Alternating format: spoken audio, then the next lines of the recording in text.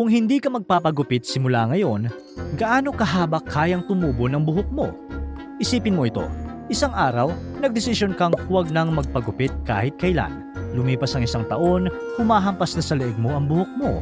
Pagdating ng 5 taon, umaabot na ito sa likod mo na parang kapa. Pagdating ng 10 taon, posible kayang sumaya dito sa sahig? O baka mas mahaba pa sa pwede mong ma-imagine ngayon. Kung napanood mo si Rapunzel, parang imposible ang buhok niyang halos parang lubid na kayang gamitin para umakyat sa tore. Pero ang nakakagulat, may mga totoong tao sa mundo na halos umabot doon ang haba ng buhok. Dekada na silang hindi nagpapagupit. Habang lumilipas ang panahon, humahaba ng husto ang buhok nila hanggang sa kailangan na nila itong buhatin, itali o pagulungin para lang makapaglakad ng maayos. Totoo ba talaga ito? O may limit pa rin kung hanggang saan humahaba ang buhok sakaling hindi ka magpagupit? Noong 2004, isang Chinese woman na si Xi Jinping ang naging laman ng balita sa buong mundo matapos sukatin ng Guinness World Records ang kanyang buhok. Umaabot ito sa 5.627 meters o mahigit 18 feet ang haba. Mas mahaba pa iyon kaysa sa isang kotse. Halos kasing haba na rin ang taas na isang adult giraffe kapag nakatayo. Nagsimula siyang pahabain ng kanyang buhok noong 1973, noong 13 years old pa lang siya.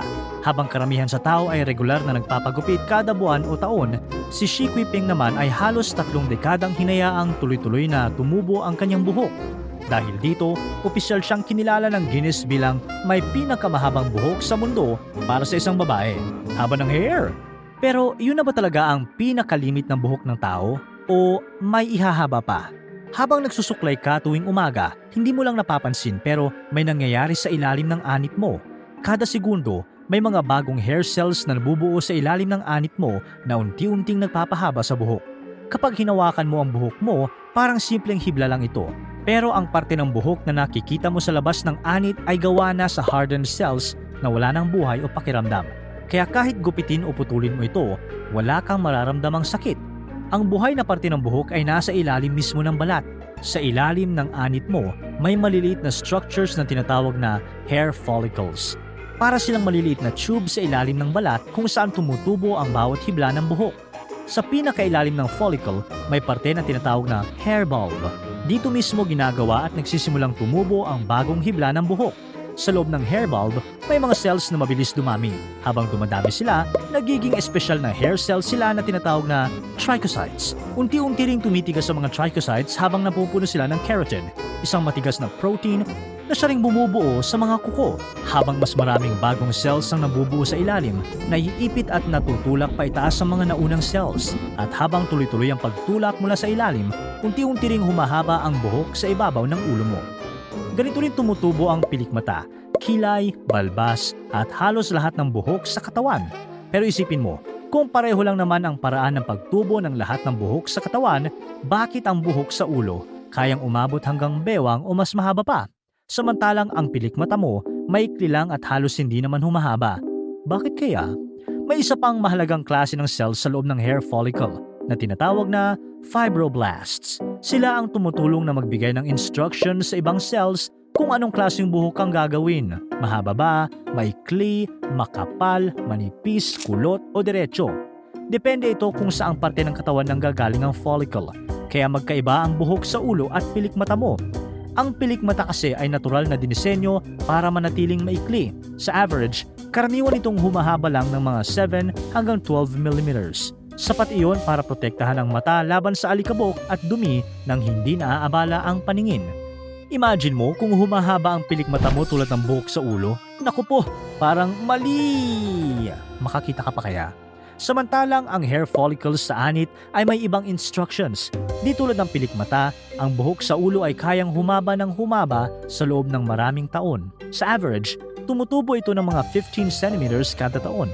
Sa katunayan, ginagamit ng mga doktor ang kaibahang ito sa ilang hair transplant procedures. Sa ilang kaso, kapag nawalan ng pilikmata ang isang pasyente dahil sa injury, paso o sakit, minsan ay follicles mula mismo sa anit ang inililipat papunta sa eyelids para muling magpatubo ng pilikmata.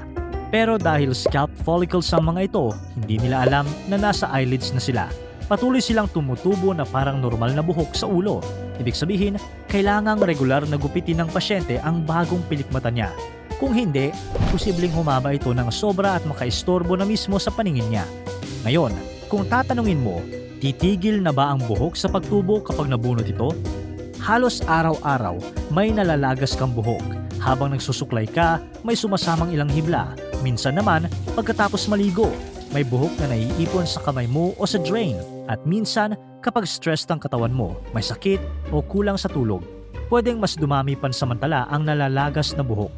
Nakakaalarma itong makita. Parang iniisip mo agad na baka mapanot ka na o makalbo.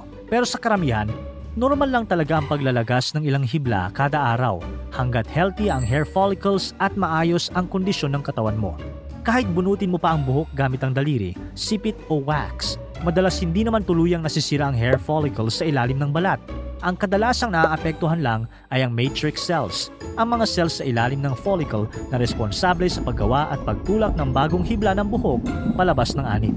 Pero kung buo pa rin ang follicle at buhay pa ang mga fibroblast, kaya pa rin itong ayusin ang hair bulb at magsimulang gumawa ulit ng panibagong buhok.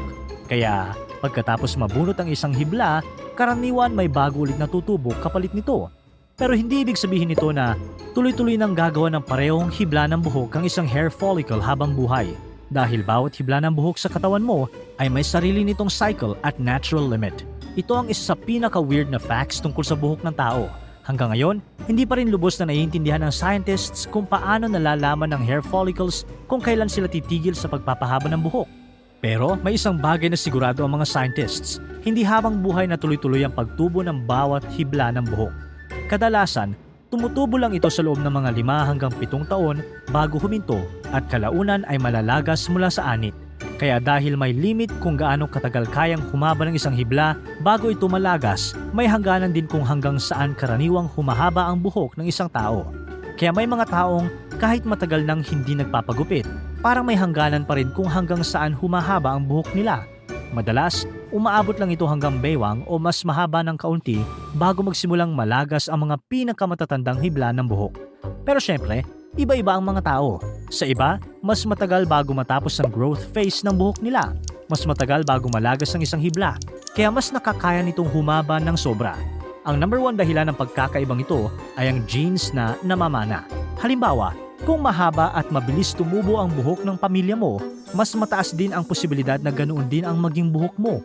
Pero maaari rin itong maapektuhan ng edad, hormones, stress, nutrisyon at overall health ng katawan.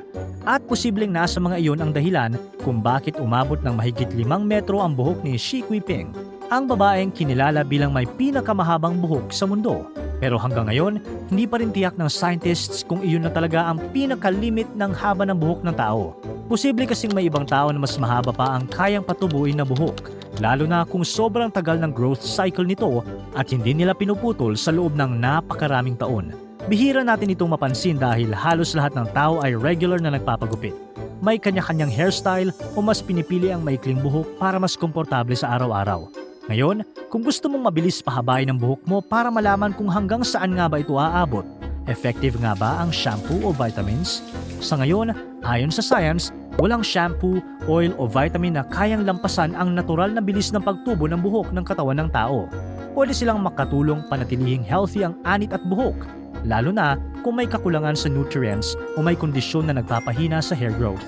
Para sa mas healthy at natural na pagtubo ng buhok, malaking tulong pa rin ang tamang pagkain, sapat na tulog at maayos na pag-aalaga sa anit. May mga treatment din at ilang gamot na inirerekomenda ng dermatologists para sa hair loss.